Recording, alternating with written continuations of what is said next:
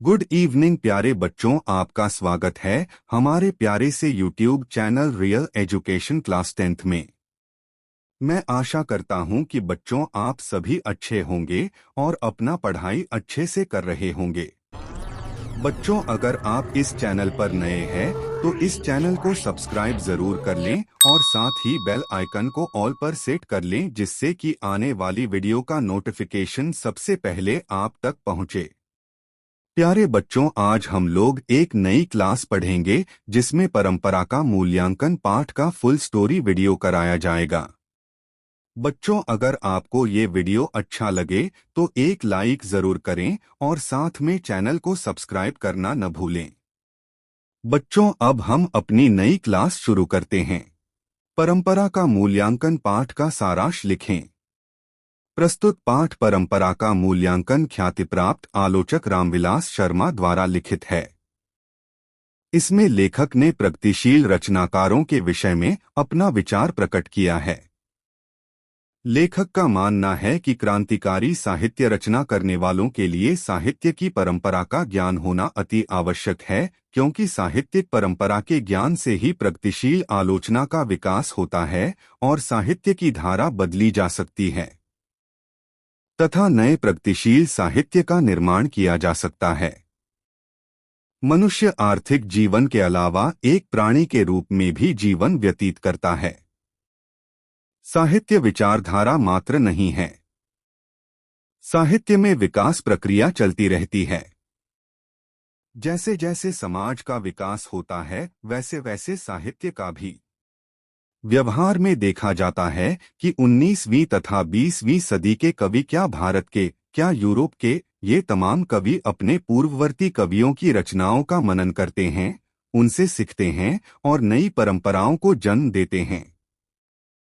दूसरों को नकल करके लिखा गया साहित्य अधम कोटि का होता है और सांस्कृतिक असमर्थता का सूचक होता है।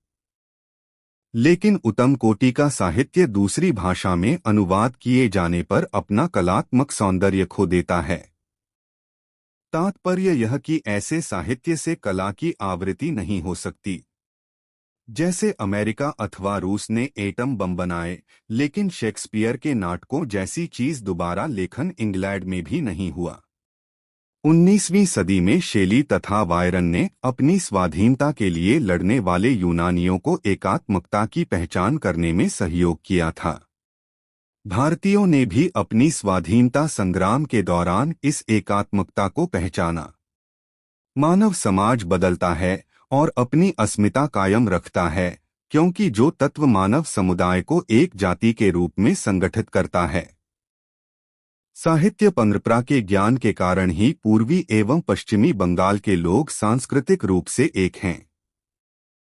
कोई भी देश बहुजातीय तथा बहुभाषी होने के बावजूद जब उस देश पर कोई मुसीबत आती है तो उस समय वह राष्ट्रीय अस्मिता समर्थ प्रेरक बनकर लोगों को मुसीबत से लड़ने में सहयोग करती है। जैसे हिटलर के आक्रमण के समय रूसी जाति ने बार बार अपने साहित्य परंपरा का स्मरण किया। टॉल्स्टॉय सोवियत समाज में पढ़े जाने वाले साहित्य के महान साहित्यकार हैं, तो रूसी जाति के अस्मिता को सुदृढ़ एवं पुष्ट करने वाले साहित्यकार भी हैं।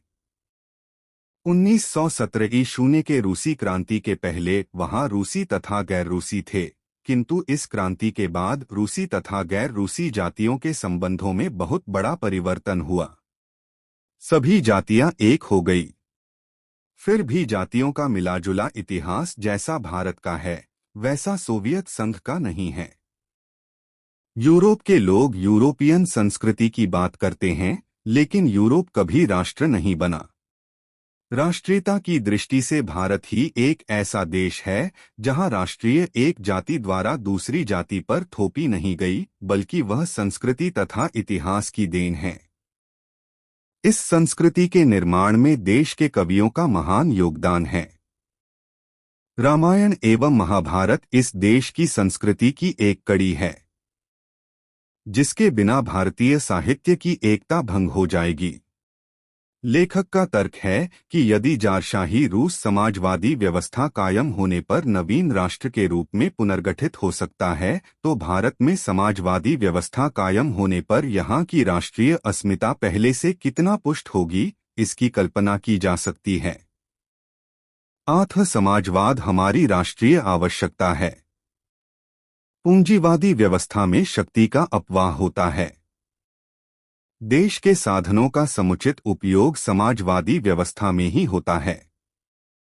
देश की निरक्षर निर्धन जनता जब साक्षर होगी तो वह रामायण तथा महाभारत का ही अध्ययन नहीं करेगी, अपितु उत्तर भारत के लोग दक्षिण भारत की कविताएं तथा दक्षिण भारत के लोग उत्तर भारत की कविताएं बड़े चाव से पढ़ेंगे। दोनों में बड़े पैमाने पर सांस्कृतिक आदान प्रदान होगा। तब अंग्रेजी भाषा प्रभुत्व जमाने की भाषा न होकर ज्ञानार्जन की भाषा होगी। हम अंग्रेजी ही नहीं, यूरोप की अनेक भाषाओं का अध्ययन करेंगे। एशिया के भाषाओं के साहित्य से हमारा गहरा परिचय होगा। तब मानव संस्कृति की विशाल धारा में भारतीय साहित्य की गौरवशाली परंपरा का नवीन योगदान होगा।